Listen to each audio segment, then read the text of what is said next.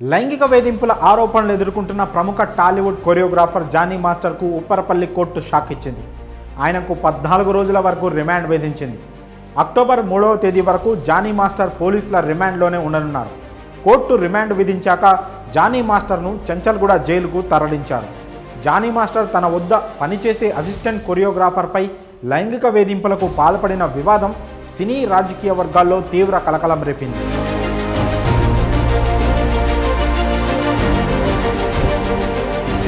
ఈ వివాదంలో Johnny మాస్టర్పై IPC section 376, 506, 323 subsection 2తో పాటు పోక్సో కేసులు నమోదయ్యాయి. ఈ నేపథ్యంలో గోవాలో జానీ మాస్టర్ను అదుపులోకి తీసుకున్న సైబరాబాద్ పోలీసుల బృందం హైదరాబాద్కు తీసుకొచ్చింది.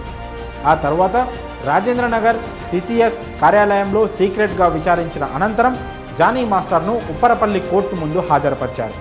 ఈ సందర్భంగా కోర్టు జానీ మాస్టర్కు 14 రోజుల రిమాండ్ విధించింది. కోర్టు తీర్పుతో అక్టోబర్ 3 వరకు కొరియోగ్రాఫర్ రిమాండ్లోనే ఉండనున్నారు. ఆయన్ని పోలీసులు చెంచల్గూడ జైలుకు తరలించారు. మరోవైపు ఆయన బెయిల్ కోసం రంగారెడ్డి కోర్టును ఆశ్రయించినట్లు తెలిసింది. పోలీసుల విచారణలో జానీ మాస్టర్ పలు సంచలన విషయాలు చెప్పినట్లు సమాచారం. తాను ఎలాంటి లైంగిక వేధింపులకు పాల్పడలేదని, కావాలనే కొందరు తనపై ఫిర్యాదు చేయించారని చెప్పినట్లు సమాచారం.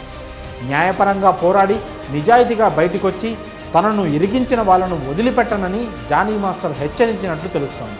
నార్సింగి పోలీసులు ఈ కేసు విచారణలో భాగంగా ఇప్పటికే బాధితురాలి వాగ్మూలం తీసుకున్నారు. బాధితురాలి ఇంట్లోనే విచారించిన పోలీసులు పలు వివరాలు సేకరించారు. అనంతరం బాధితురాలికి వైద్య పరీక్షలు కూడా నిర్వహించారు. 2019లో ముంబైలోని హోటల్లో జానీ మాస్టర్ తనపై అత్యాచారం చేశాడని సదరు బాధితురాలు ఆరోపిస్తోంది. తన మాట వినకపోతే ఆఫర్లు రాకుండా చేస్తానని బెదిరించినట్టు చెప్పారు. పెళ్లి చేసుకోవాలని జానీ మాస్టర్ తనపై ఒత్తిడి చేశాడని బాధితురాలు తన స్టేట్మెంట్లో పేర్కొంది. ఈ కేసుకు సంబంధించి న్యాయ పోరాటం చేస్తాం, కోర్టు నిజాలు తేలుస్తుందని జానీ మాస్టర్ భార్య ఆయేషా అలియాస్ సుమలత కోర్టు వెలుపల చెప్పారు. ఈ కేసులో పోక్సో యాక్ట్ ఉన్నందున జిల్లా కోర్టులో బెయిల్ పిటిషన్ దాఖలు చేస్తామని జానీ మాస్టర్ తరఫు న్యాయవాది తెలిపారు.